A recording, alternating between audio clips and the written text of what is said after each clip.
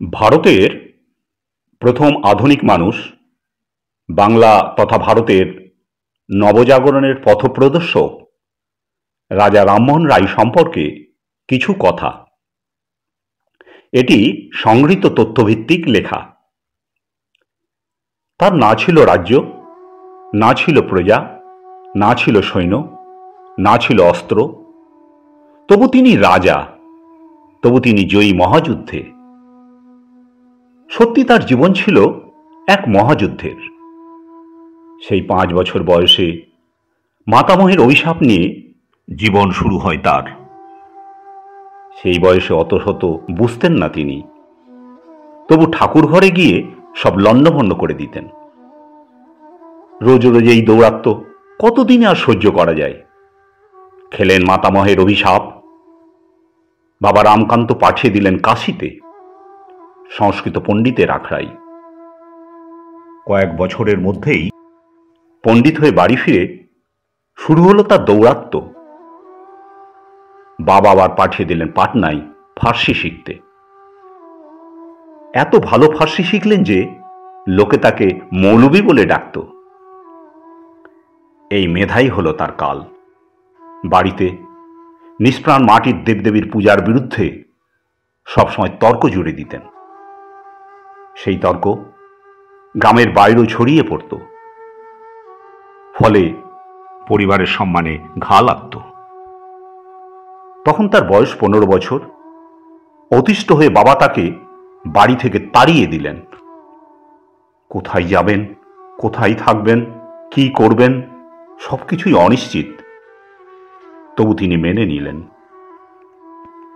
দেশে দেশে ঘোরেন আর লক্ষ্য করেন ধর্মের অনাচার, কুসংস্কার, মানুষে মানুষে বৈষম্য আর হানাহানি। সব থেকে তার খারাপ লাগে নারীর প্রতি চরম অবিচার। যার সেবায় সংসার সচল, সেই নারীকে স্বামীর চিতায় জোর করে পুড়িয়ে হত্যা করা, এ কোন ধর্ম? পথে পথে ঘুরে বেড়ান, কেউ তার খোঁজ রাখে না। একদিন ইংরেজ সিভিলিয়ান ডিগবি সাহেবের সাথে পরিচয় ঘটে। তার সপ্রতিভ আচরণ সাহেবের ভালো লেগে যায়। নিয়োগ করলেন দেওয়ান পদে। নিজেই তাকে শেখালেন ইংরেজি ভাষা।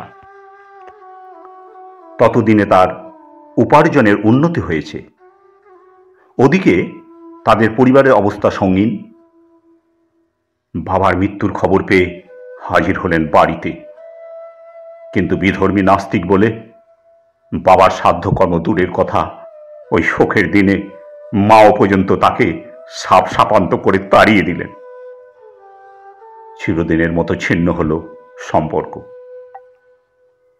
কবে যে মা মারা গেলেন, ভাইপো মারা গেল, কে জানে। বিরামহীন শোকে তার মন ভারাক্রান্ত। একদিন কানে এলো বড়দা মারা গেছেন। খবরটা চাপা থাকলো না। তিনি জানতে পারলেন তার বড় বৌঠানকে স্বামীর চিতায় বেঁধে সহমরণে পাঠানো হবে। এক গ্রাম থেকে অন্য গ্রামে ছড়িয়ে পড়ল সেই খবর। হাজার হাজার মানুষ খোল, করতাল, কাঁসর ঘণ্টা নিয়ে ছুটতে লাগলো তাদের বাড়ির অভিমুখে। মমতাময়ী বৌদির অসহায় মুখটা যেন তার সামনে ভাসতে লাগলো। ছুটে গেলেন তিনি, কিন্তু ততক্ষণে সব শেষ। তার চিতার সামনে প্রতিজ্ঞা করলেন এই বর্বরতা তিনি বন্ধ করবেনই। কিন্তু সেই কাজ কি এতই সহজ? যুগ যুগ ধরে আঁকড়ে থাকা অত্যাচারী সমাজপতিদের শাসন উপড়ে ফেলা কি মুখের কথা? বন্যা ধারার মতো আসতে লাগলো কুৎসা। তাকে নিয়ে লেখা হলো কদর্য গান। এক সময় খুনের সংশয় পর্যন্ত দেখা দিল তার জীবনে। বাধ্য হয়ে বেতন দিয়ে রাখতে হলো নিরাপত্তা কর্মী।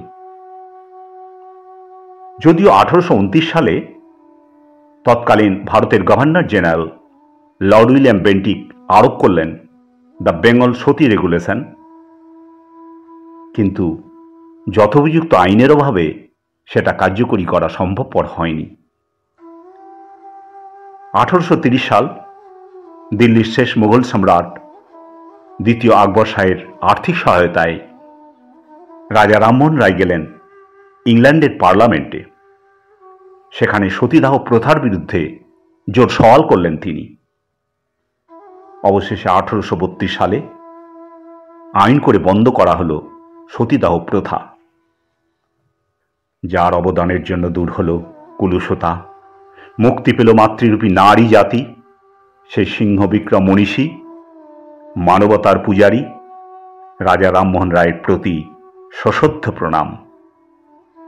ঈশ্বরের নামে, ধর্মের নামে মানুষে মানুষে বিভেদ বন্ধ হোক, এই কামনাই হোক আমাদের সকলের।